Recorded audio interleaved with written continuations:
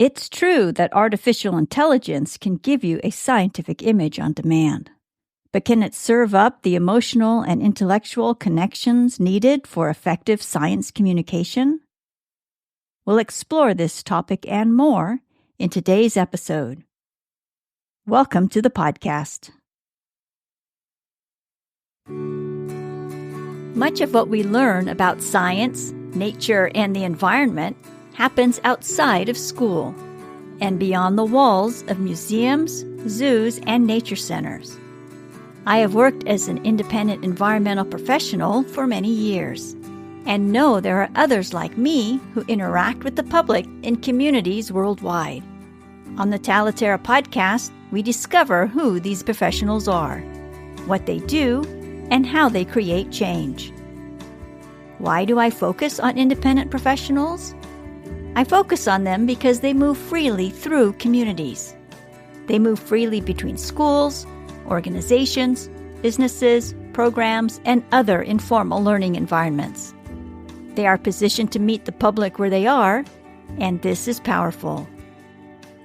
Thank you for joining us today. I'm your host, Tania Marien.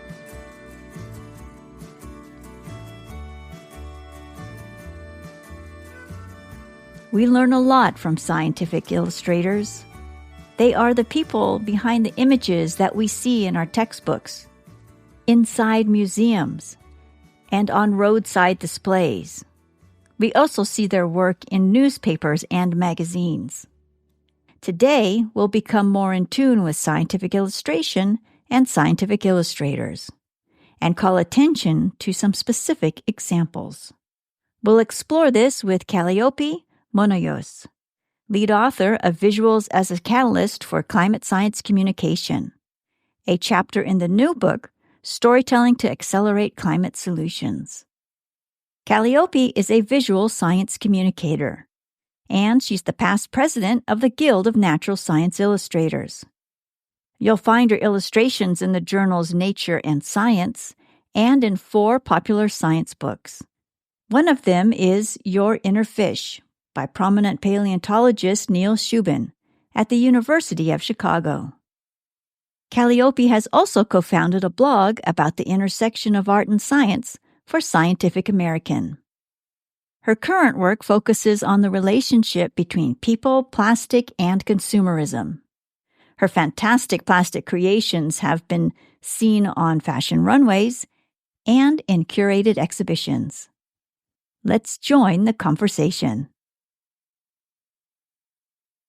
Kalliopi, thank you for being on the show. When you were last here on the show, we talked about your current work, the projects that you were working on, and the exhibitions. And since then, you've finished this fantastic jacket that you made out of plastic liners from coffee and cereal boxes. You've had more than one exhibition. You currently have a show in Carbondale, Colorado, and you have other works in progress. And so a lot has happened since we last spoke. Yes. And so, and I'm looking forward to our conversation about visual science communication, a chapter that you co-wrote with scientific illustrators Fiona Martin, Kirsten Carlson, Tina Litwick. And also, I got to help a little bit on that chapter as well. And so, so thank you so much for stopping by to talk about this. What I'd like to do is really bring attention to the work of scientific illustrators, or as we're more commonly being called, visual science communicators, because that is a perfect description. It's exactly what they do. And so I thought we'd begin here. We jump right in. And I'd like to ask, why are visuals important in climate change communication?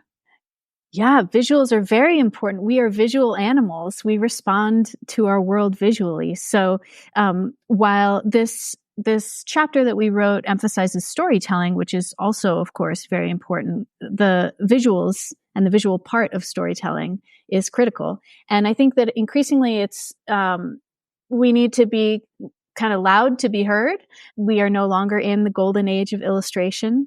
And with tools like Midjourney and these other AI tools that have the ability to create anything off of simple word prompts, it's important for us as illustrators, as people who communicate science visually, to educate people about what we add and what value we add to the storytelling that is going to propel us forward into climate solutions. What are some of the most effective visuals you've seen so far? We mentioned a bunch in the article, but there were so many more that we couldn't include. I love any visual that gives context. So scientists and science is a very abstract discipline, and they throw around lots of numbers that without context mean nothing to most of us. So, we open the paper with an illustration of how much carbon dioxide emissions are released in New York City on a daily basis and then an annual basis. And what they did was, because they could tell you the numbers, right? But that's really quite meaningless because most of us don't have an intuitive concept of what that means. And so I don't remember the exact numbers, but I do remember the visual. And for each sort of unit of carbon dioxide emitted, they created a blue sphere. And they had these city scenes where blue spheres were popping out of all of the cars coming through the city on a daily basis. It's very intuitive. We see these scenes every single day of our lives. Cars sitting in traffic, moving. But to see this physical manifestation of the emissions coming from their tailpipes was brilliant. It gives you an idea of the volume of gas that's coming out. And then, like marbles, these blue spheres piled up, and soon they were as tall as some of the skyscrapers. And then you can see they cover Manhattan Island. And so there's this beautiful illustration of this very abstract concept. And it's extremely effective. It's much more effective than just spewing numbers at the average citizen, whose very logical next question is that a lot? Is that bad? So I love illustrations that put it in context for us. And so this illustration, which you just described, it was created by Real World Visuals. Right. And it is now outdated. So unfortunately, that was a 2010 illustration, I believe, which is quite old. But it just underscores the importance of how we need active visual science communicators on board at all times to keep this information, the most current information, relevant and active in the public sphere. Yeah, exactly. Okay, so let's pause for a moment and talk about how one becomes a visual science communicator. What is involved with that? Because that's not something that a lot of people think of. You're completely right. And I remember the first time it occurred to me that there was a human behind all of the illustrations in all of the textbooks that I had used growing up, all through elementary school, middle school, high school, college. People make those illustrations. And I remember the moment that it occurred to me. And it was a neat one because what I realized was I had always been drawn to science, but I had been drawn to the storytelling aspect of science. And a lot of people who are in this field have similar stories where they're entranced by science, but they don't necessarily want to be doing the research. That's a different skill. They're entranced by the stories and the majesty of it, the discovery, right? The awe that it instills in all of us at this incredible planet that we live on. What is this? What is this that we're a part of? It's incredible. So it's interesting, as the president of the Guild of Natural Science Illustrators, I came across a lot of people. I got to interface with a lot of people who had similar stories where they came up through the sciences generally, but often sometimes also through the arts, knowing that they had a really core interest in science as well. And just kind of found their way to this discipline. A lot of them were attracted by the old drawings that populate these gorgeously illustrated monographs where they're just discovering all the species in the world, and they're reporting back these findings to their scientific communities at home. And a lot of it dates back to that.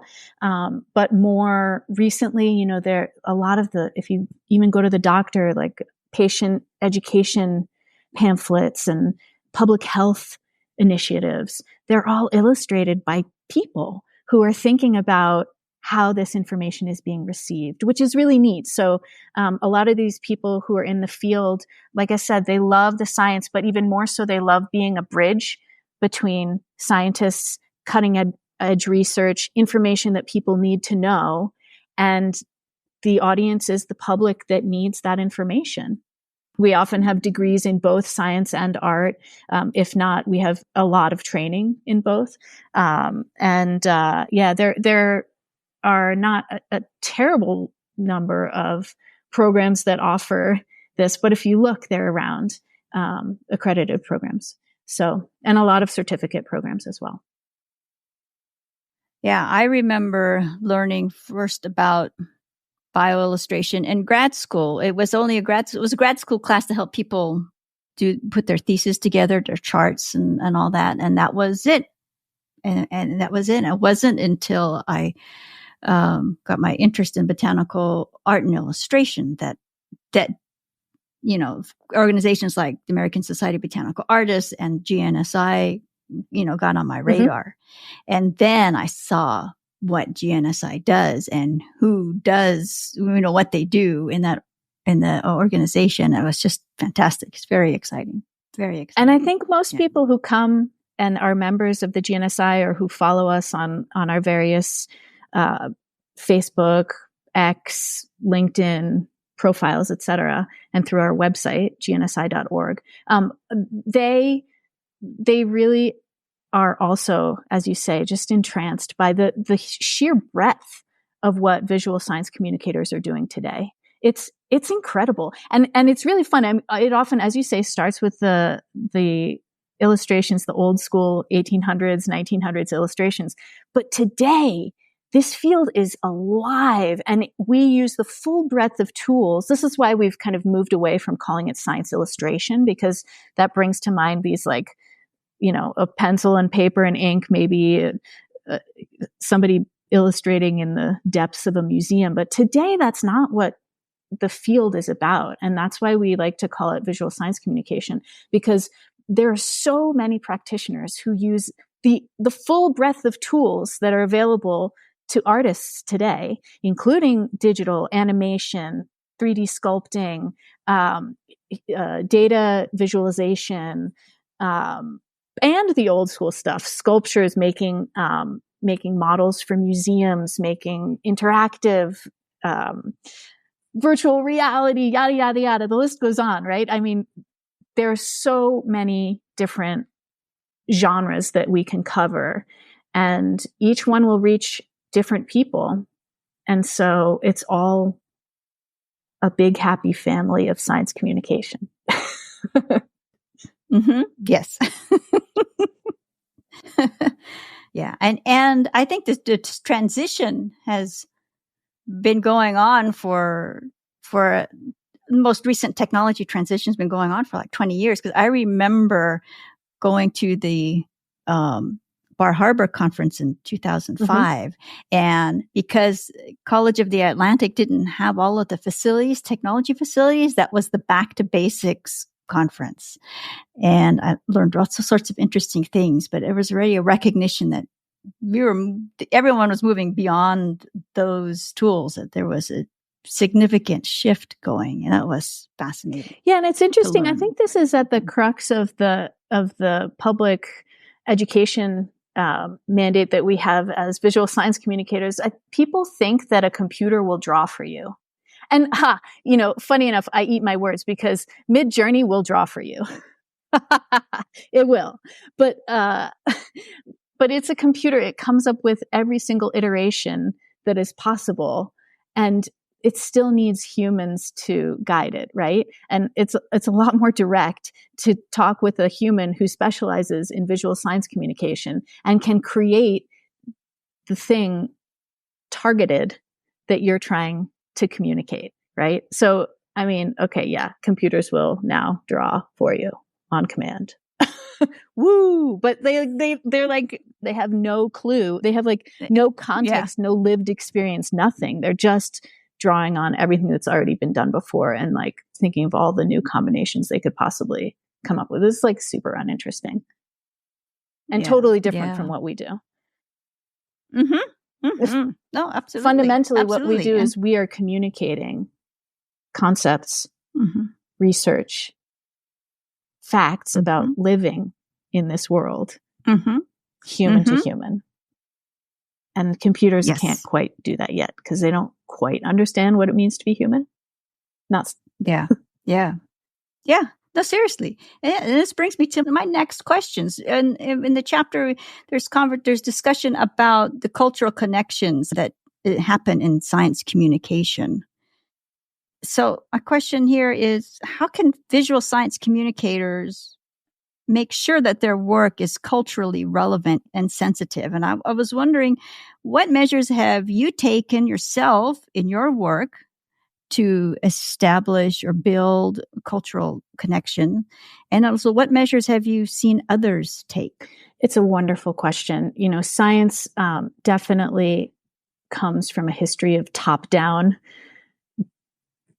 A few elites are gathering the knowledge and they are passing it on to those who are lucky enough to receive it, right? And we must get away from that model. And I think increasingly we are. There is certainly room for expertise, and we should honor and listen to those who have gained expertise from our highest institutions, but there are other ways of knowing.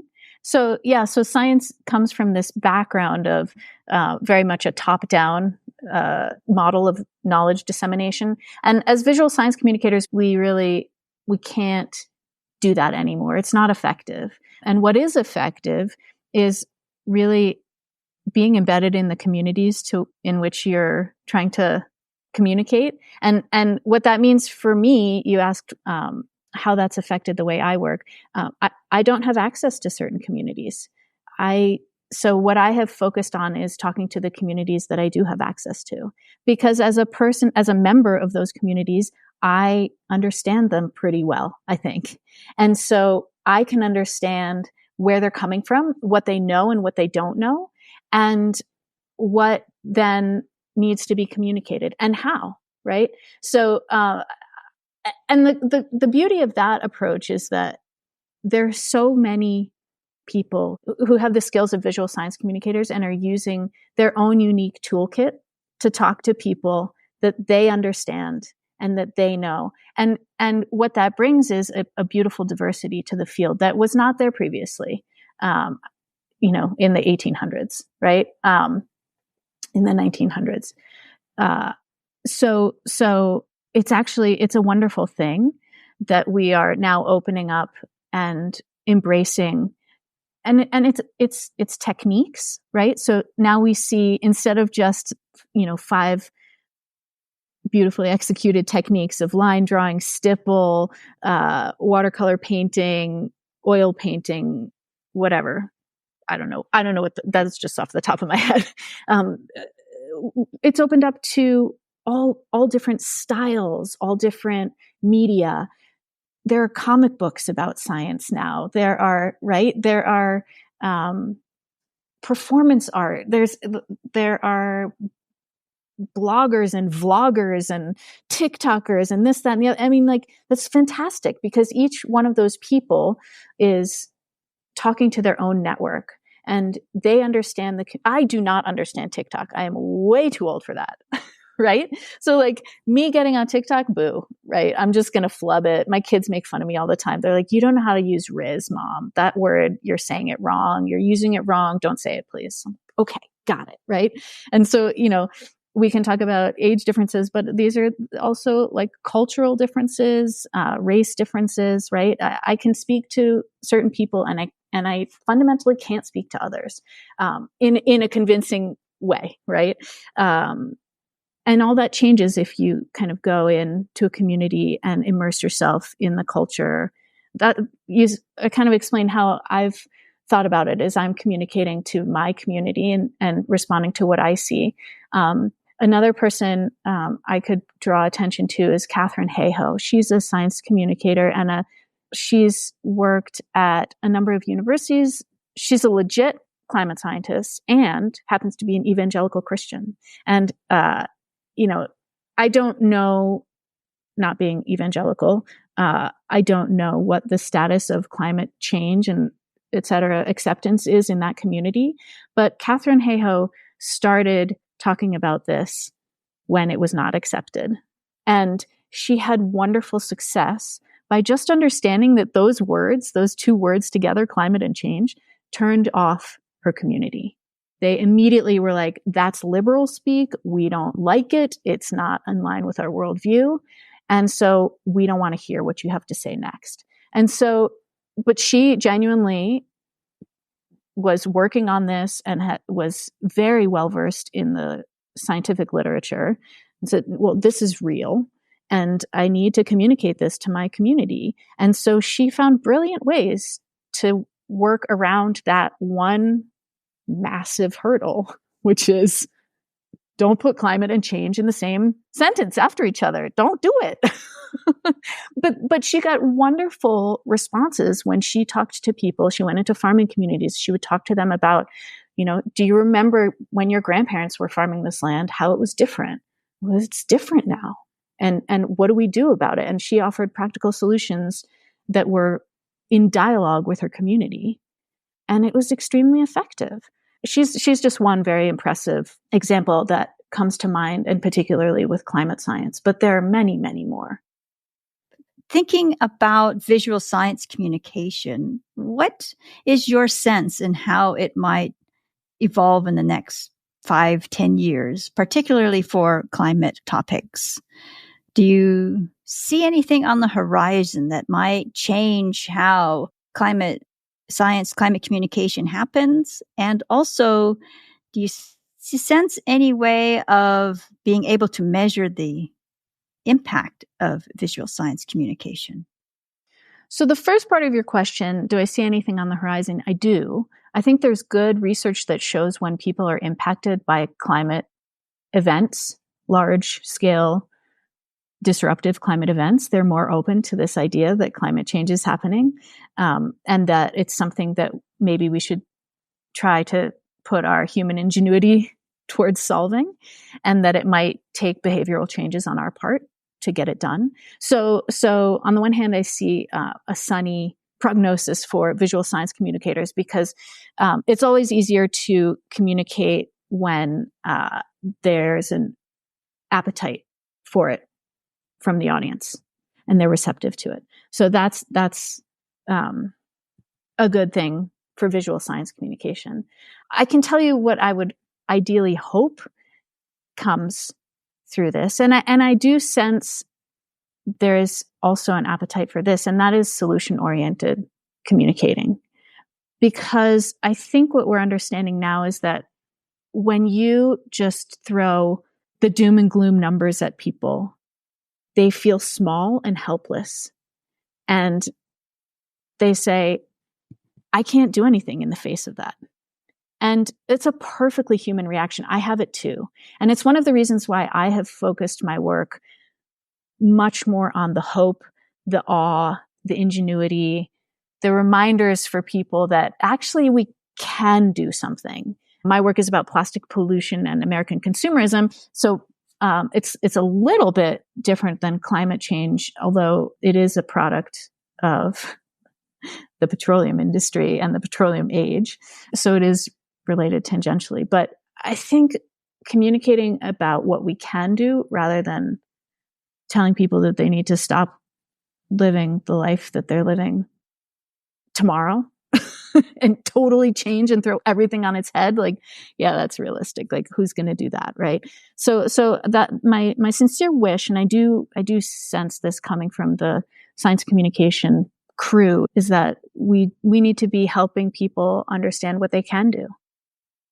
And that's kind of neat about this book too. It's in the title, storytelling as a catalyst for climate change solutions, right? Solutions are the the part that will get people to do something, not the doom and gloom, the sky is falling.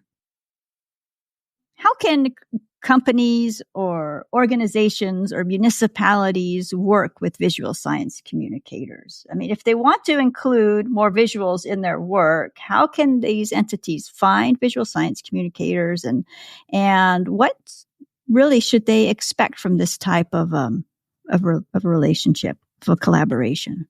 Oh, it's an exciting question. I stepped into the role of president of the GNSI in 2020, actually, right at the pandemic. I was president-elect for that year of 2019.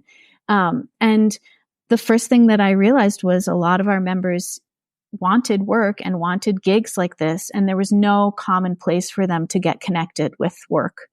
And because typically the way this works now is like researchers or public health officials, they need one figure. They don't need somebody full time.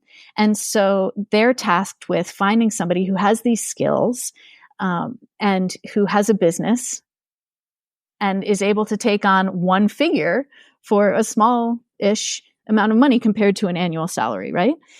So there was no marketplace for this. So one of the things that I'm really encouraged by is we started a job board at the GNSI, and it's at gnsi.org. At the bottom of every page, there's a post a project, or if you have a project or a job lead, you can post it there. And that goes out to hundreds of visual science communicators who have opted into that list because they are people who own their own businesses and do these kinds of one-off illustrations.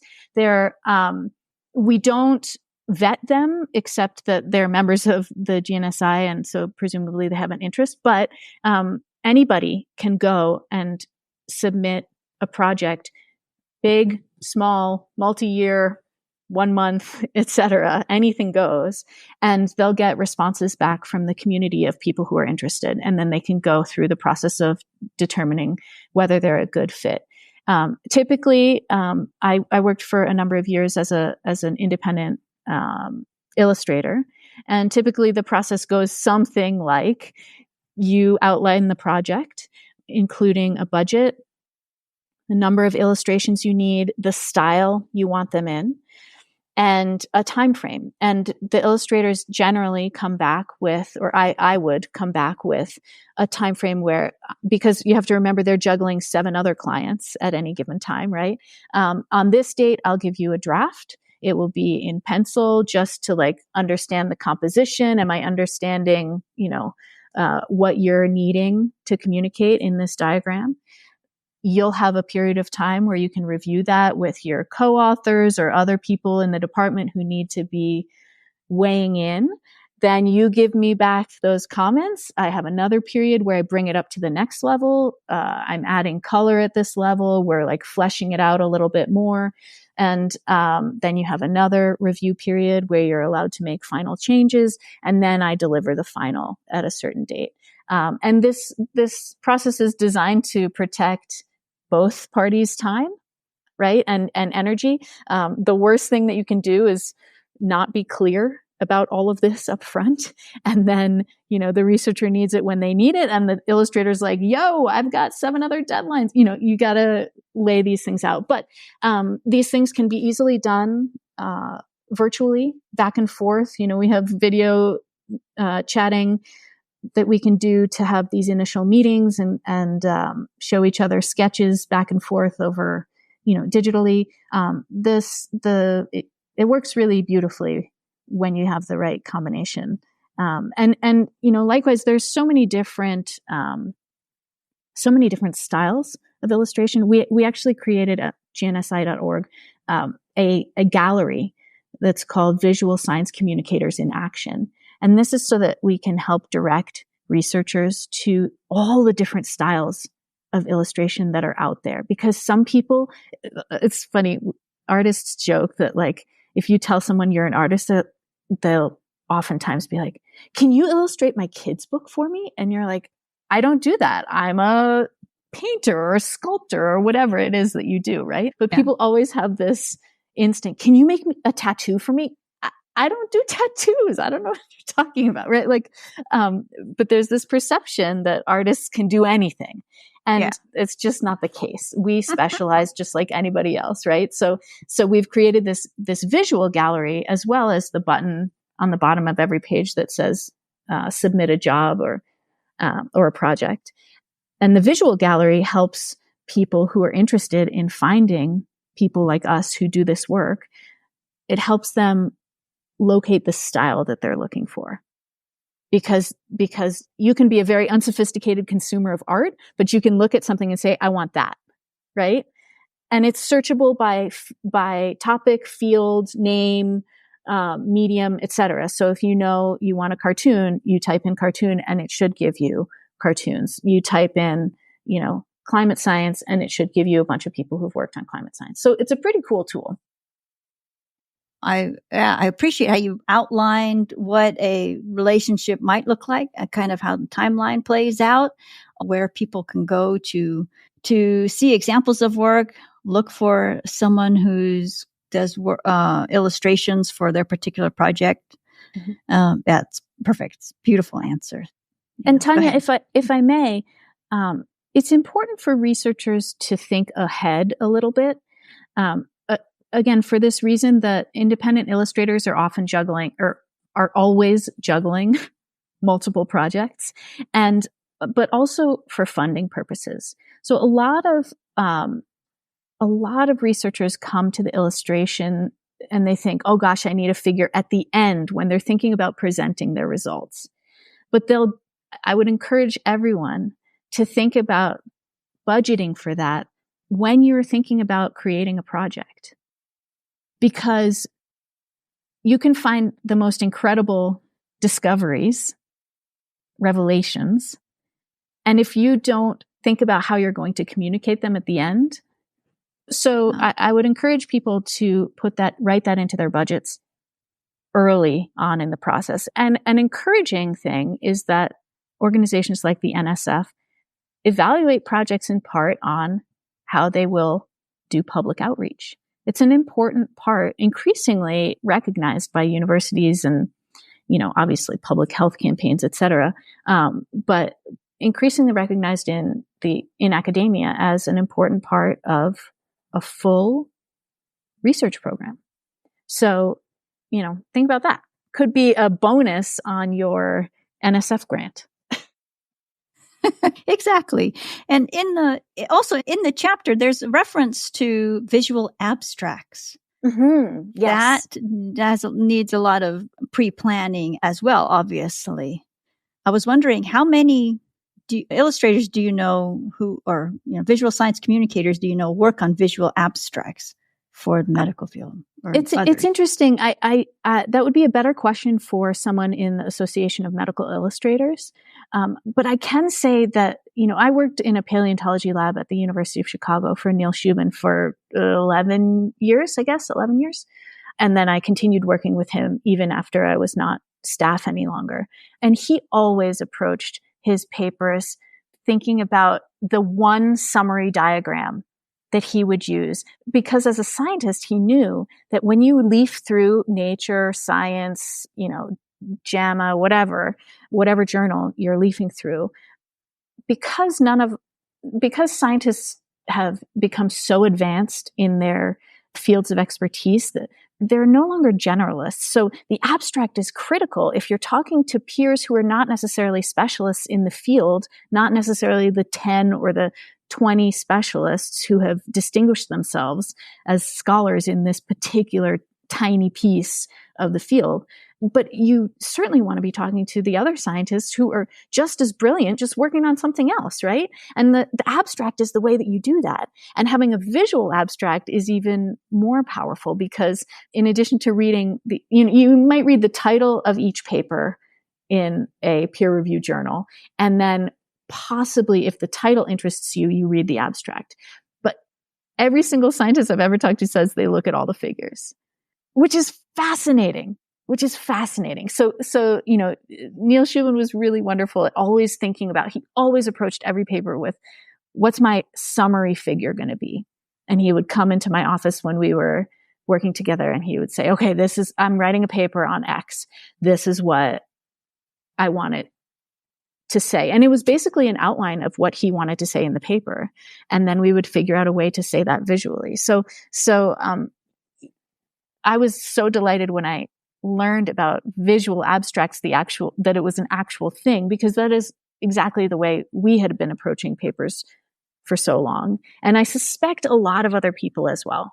And these can be a really wonderful investment for researchers, because as I've done more of these, I don't do this anymore, but I had worked into the contracts that this could be a tool, to give the researcher maximum value. This can be a tool to talk about your research in general. And it always is relevant. If we keep it broad, it's always relevant to introduce what you work on, the big why of what you're doing and what you've discovered. And it can be a tool for years. So in that sense, spend a little money on it, because it's going to last you for a while and be this kind of catalyst for talking about your work at all of the conferences you go to, all of the seminars you give, et cetera, et cetera. You can get a lot of mileage out of one really well done summary of your work.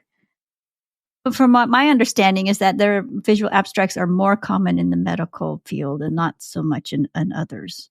Exactly. But it's encouraging that they exist. And the more that we can educate about them, I think other people will see the utility for their research. This has been fantastic, Kalliopi. Thank you so much for talking about visual science communication, teaching us how people can learn to work with visual science communicators, what to expect from that type of a relationship, and for introducing us to this chapter in this book. It's just absolutely fantastic.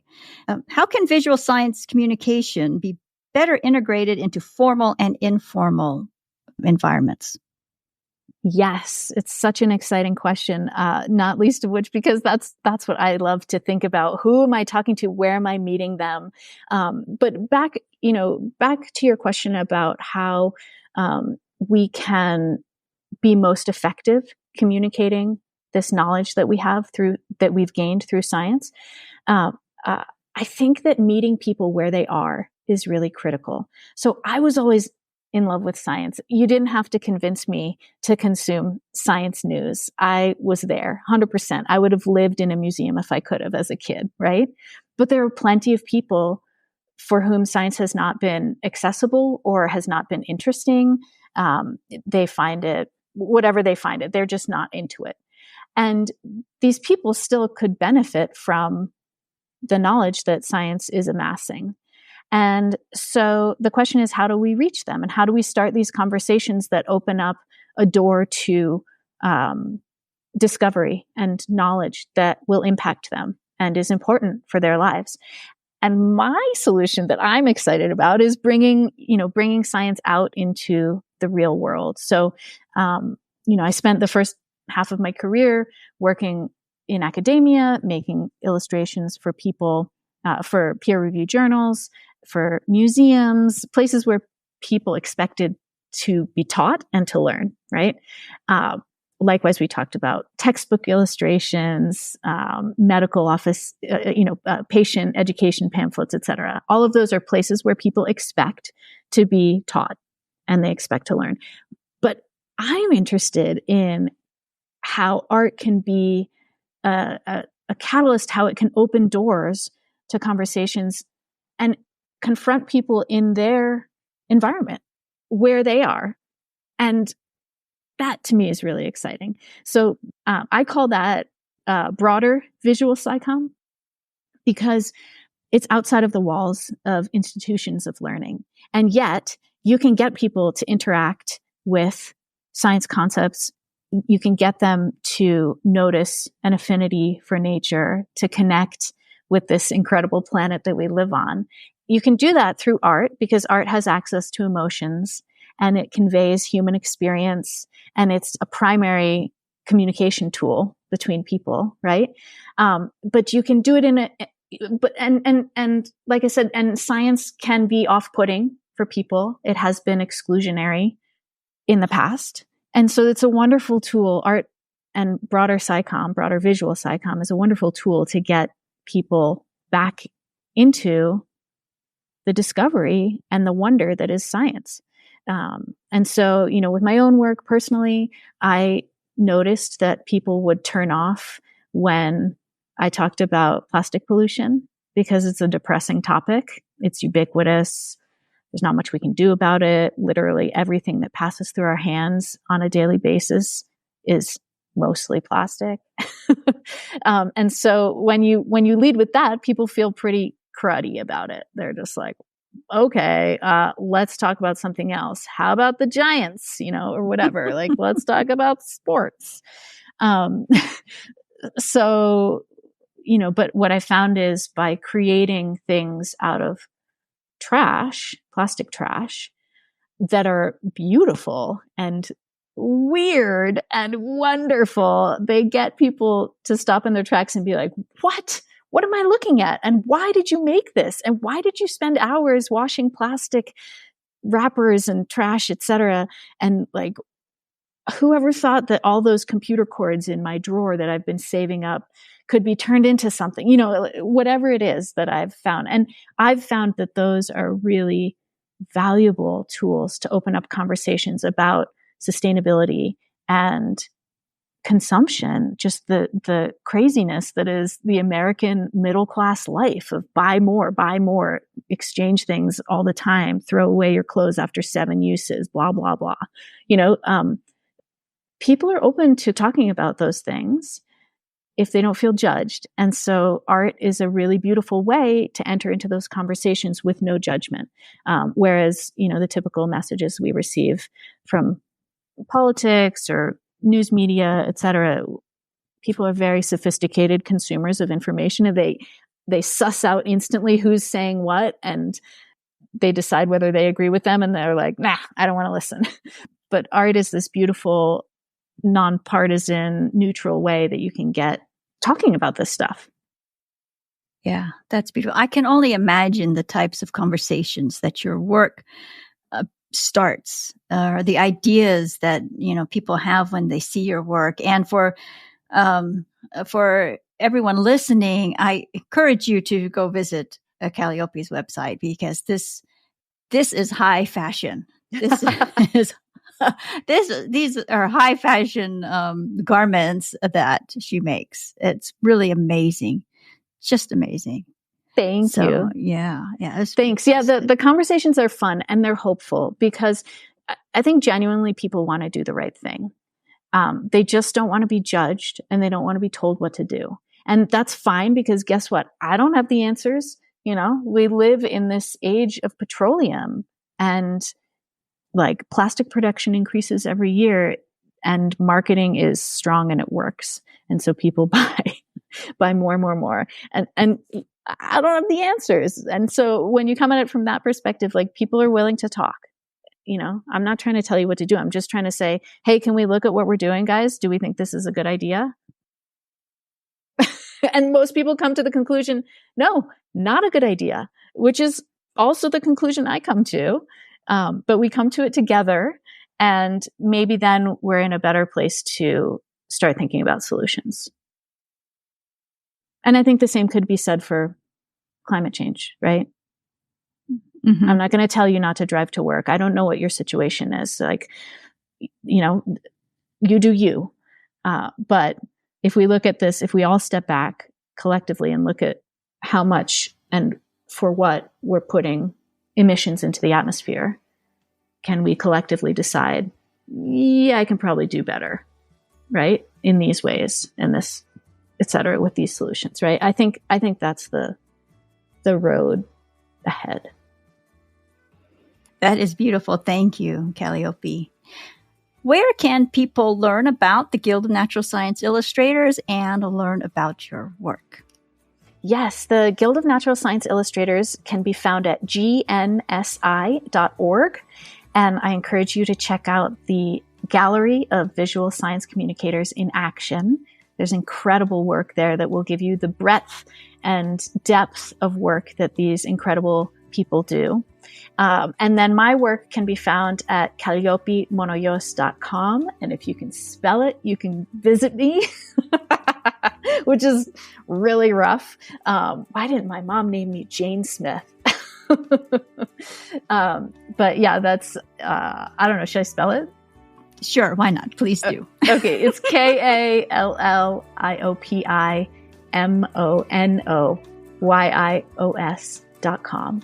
And you can sign up for my newsletter if you're interested in following my work and my musings on plastic. I try to make the communications with people solution-oriented and kind of full of the wonder and awe that I feel as I go through this journey of learning about plastic and American consumerism, how we got where we are, and how we might reassess moving forward. So please do join me on that journey. Thank you for stopping by. It's so nice to sit and talk with you again and chat with you. Thank you, Tania. Always, always a pleasure. And I so appreciate what you do. Thank you. Thank you. To learn more about Kalliopi, the Guild of Natural Science Illustrators, and the open access chapter about visual science communication, visit the links in the show notes.